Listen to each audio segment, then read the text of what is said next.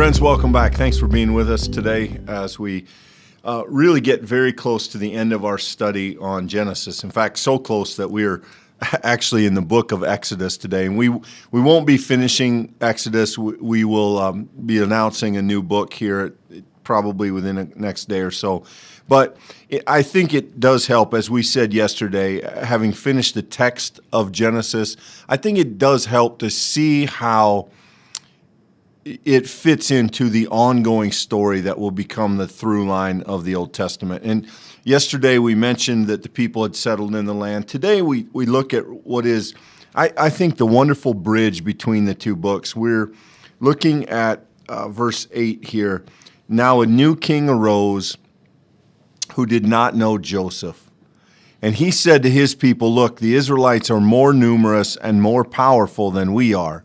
Let us deal shrewdly with them, or they will increase, and in the event of war, join our enemies and fight against us and escape from the land. So they set taskmasters over them to oppress them with forced labor. They built supply cities, Pithom and Ramses, for Pharaoh. But the more they were oppressed, the more they multiplied and spread.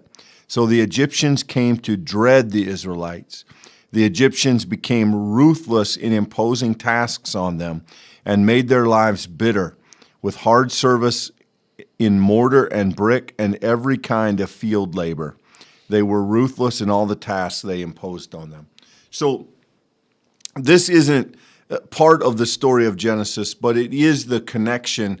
As we saw, it was an Israelite. It was Joseph who garnered the future of Egypt, whose wisdom and his ability to interpret dreams and the guidance of God allowed him to put Egypt in a place to survive and thrive in the midst of famine and hardship, to levy that. If you remember that end of that story, Joseph actually levied that into additional lands, to additional revenue for Egypt. And now, in this next generation, the king who does not remember Joseph looks at the Israelites with threat. Looks at the Israelites, who, by the way, are strong and hardy, and sees in them the possibility of them turning against him. And so he essentially makes slaves of them. And it is important to know that this story, if you just start the book of Exodus, I think you miss the depth of this story. And I think it is best read coming out of the book of Genesis to get the context here. Yeah, 100% fair. And I think what we need to note here is how quickly this turns in the narrative. We may be up to this point in the study, like you said, Clint, if we were going to start in Exodus, this might to us just feel like, here's the problem. The problem is this king comes, that king doesn't remember, or as you said yesterday, doesn't honor who Joseph was. It's far more than just a mental sort of idea. It's that the impact and honor of who Joseph was, the kind of status that he had in the Egyptian society is no longer valid. And in fact, the Israelites who have always been blessed are now becoming a threat because of that blessing. And I want to pause here before I go any further. Check me on this, Clint, if this is accurate in your estimation. I believe, at least I can't remember a single time in Genesis that the Israelites were called Israelite. We certainly had the brothers named, but I can't think of a time when they were grouped under that kind of title. And that happens right away in the book of Exodus. And, fundamentally what that tells us, at least this is a rare occurrence, if not the first. What that tells us is that now we are looking at this as a nation. What the Genesis story, which gave us the patriarchs, the fathers and the mothers, the story of how that group of people came to be, is now transitioning into a story of the people, a story that will encompass all of those tribes as one. All of those brothers, families have now come under this larger umbrella. And the story that will follow in Exodus, though it will have the uniqueness of some of those characters we've seen before, It will also now come under the heading of the people. There will be a kind of oneness that is inaugurated now. And that happens because of this king, because of the oppression, because of the dealing shrewdly, as the text says. Now the people are counted as one, for they all share the same experience and ultimately the same need for rescue that, of course, Exodus is concerned about sharing. I think that's a helpful insight, Michael. In Genesis, we have a family that has land and prosperity. In Exodus, we have a people that do not have a land and have their prosperity taken from them. And it really is two very different contexts, two very different scenes, two very different experiences. These people now living under this heading of Israelite, which comes directly from the patriarch Jacob, are being oppressed. They are put into hardship. And what's really fascinating is that initially in the story, though briefly, when they encounter hardship, they thrive. The more that the Egyptians put on them, the more they multiplied. That's what it says here. The more they were oppressed, the more they multiplied and spread. Remember that thing hanging out of Genesis, be fruitful and multiply. They are doing that.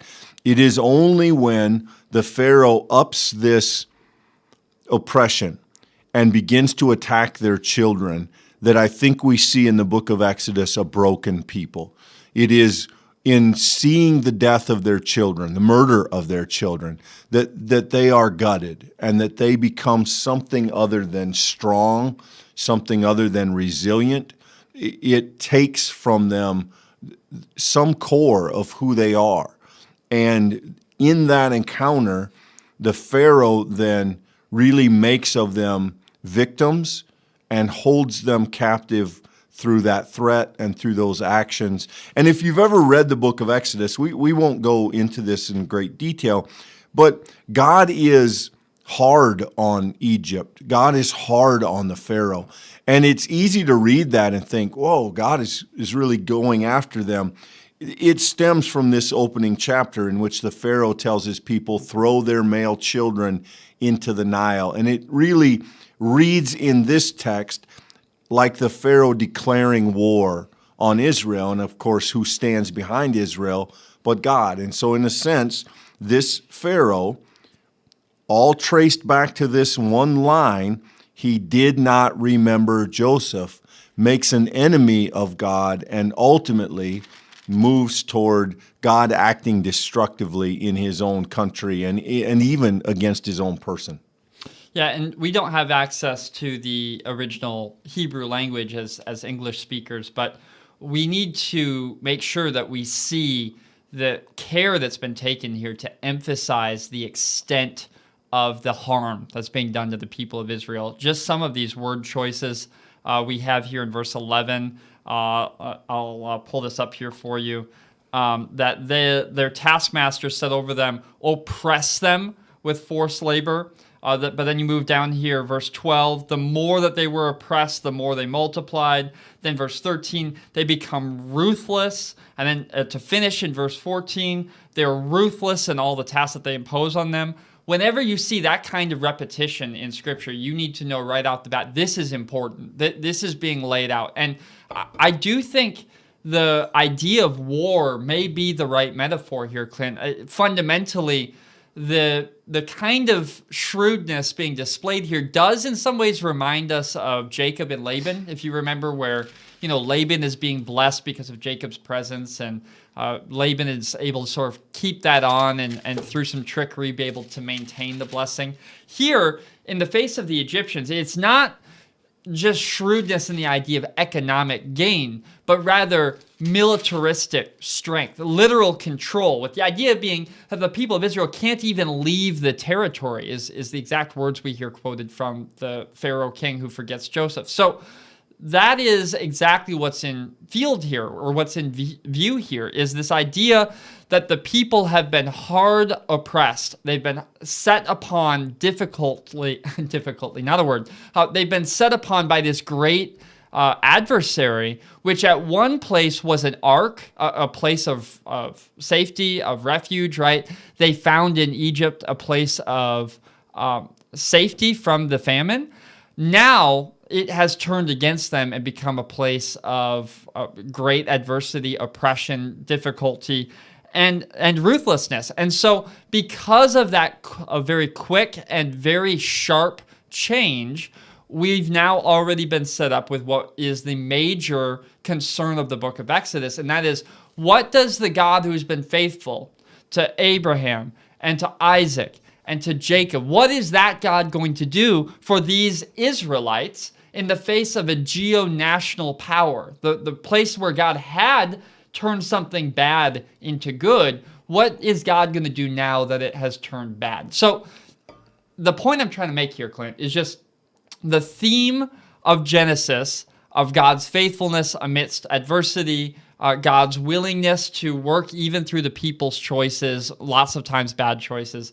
That theme remains present in Exodus, but I think we can see how it has now turned far more national than individual. The promise now is for all of the people, as it has been from the beginning, but this is the first time we've seen it fleshed out in such simple and clear language, I think.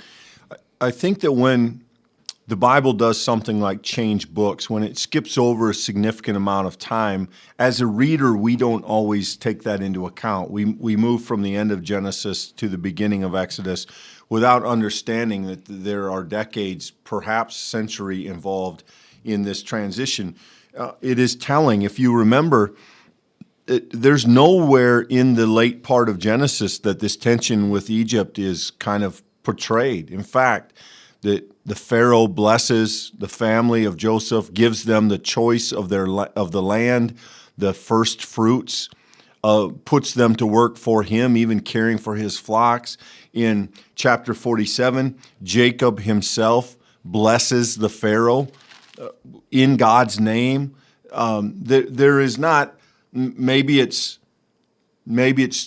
too much to speak of it as an alliance or a friendship, but there's certainly an ease and a sort of mutually beneficial relationship between what we'd call Israel at the time and Egypt. And that all has drastically changed halfway through the first chapter of the book of Exodus. And I think it helps to know when you encounter those. Egypt, as we close the book of Genesis, Egypt is not an enemy.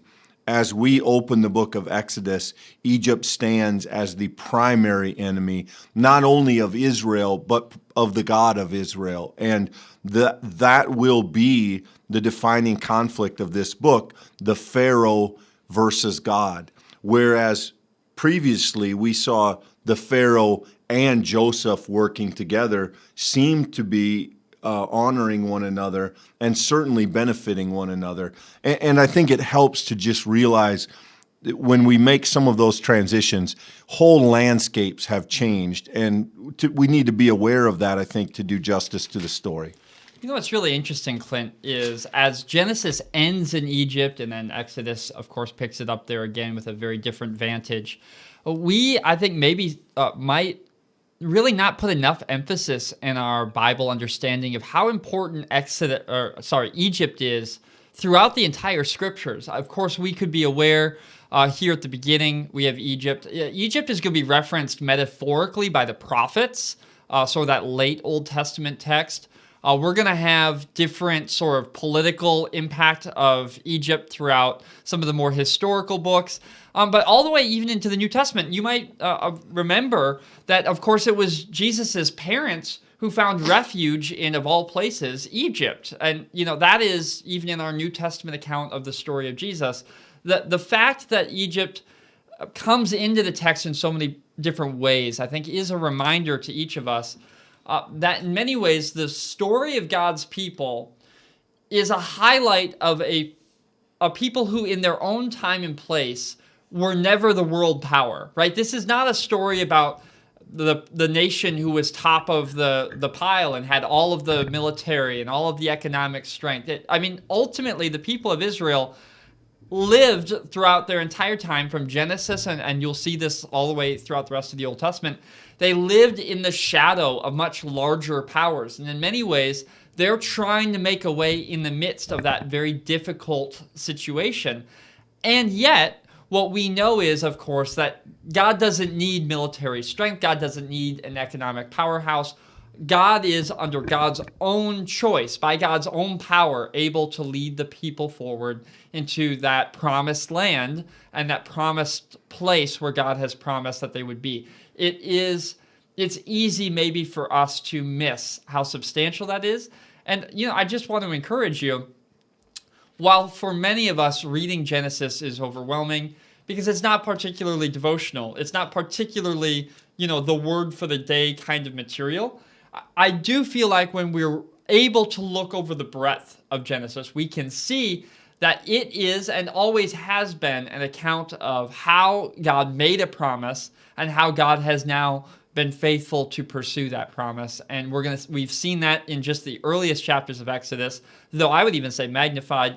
You're going to see it in the rest of the Old Testament and even the New Testament. It shapes our understanding of who Jesus is. Genesis is substantial. It's impactful. It matters. And certainly hope that you felt those connections in our time together. Yeah, I hope you can join us tomorrow. We'll offer some most likely concluding thoughts on the book of Genesis, not only its content, but its place in faith, its place in Scripture. And that will kind of bring us to a close as we anticipate moving on and looking at another portion of the Bible. But if you've been with us, I hope you can be with us tomorrow or at least catch that online once it's posted, because I do think it may be helpful to have a kind of closing word. Thanks for being with us today. See you tomorrow.